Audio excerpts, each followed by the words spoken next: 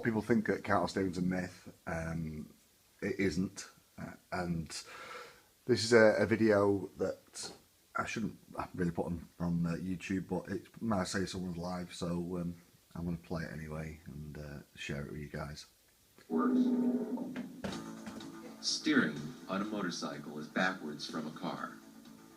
To go right on your bike, you have to start the turn by pushing the bars to the left.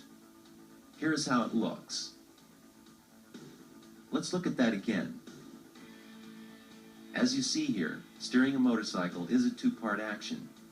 The rider turns the bar in one direction, and the bike responds by leaning over in the opposite direction and going around the turn.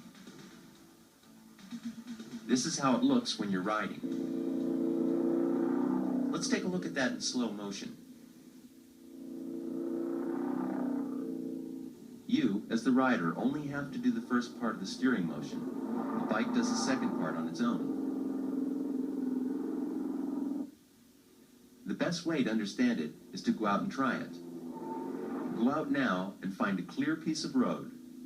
When you have the bike up to speed, say 35 miles per hour, apply a small amount of pressure to the handlebars in one direction or another. You might find a parking lot is a good place to try this. Go out and try it now. I'm not going now, it's dark. How did it work out? Feels a little weird at first, doesn't it? You probably also noticed that the bike turns really quickly. It does. But whether you turn slow or turn it fast, this backward steering is how you have to do it. It is the only way a motorcycle steers. Do you think you could still use some practice with this? That's fine. I don't know anyone who doesn't need some. In fact, I practice it every time I ride. When you become more comfortable with this correct method of steering, you will be able to turn your bike on command, as fast as it can be turned. In a panic situation, it can save you a lot. It is very dangerous to ride a motorcycle if you don't understand this, because you might turn the bars in the direction you want to go to avoid something and find that you have steered right to it instead. Motorcycle steering is backwards from other kinds of vehicles, like a car, for instance. Something else that is different about motorcycles is that you don't have to hold the bars very tightly once you're in the turn. As you can see, the rider is holding on with only 2 fingers. In other words, when the bike is leaned over enough to make the turn, you can mostly relax your grip on the bars. You don't have to hold the bike into the turn with very much pressure at all. This is a good time to practice.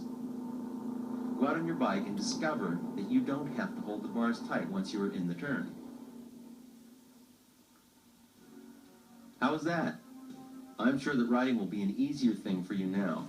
All you have to do is remember to relax once you're in the turn.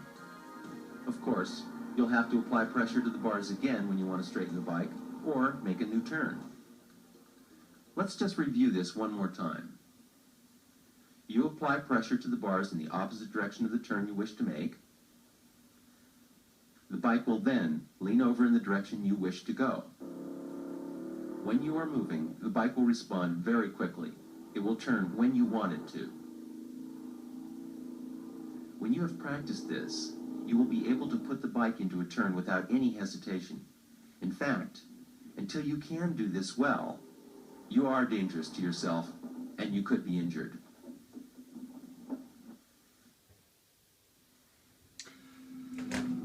Okay, it is difficult to get your head around. You don't realise that you can't steering when you lean a bike over and you get your arse over the seat, over the side of the seat. You inadvertently push on, say you're on the left corner, you inadvertently push when leaning on the left hand bar, which actually causes the counter steer. So we all do it, but it quite explains it how to do it properly.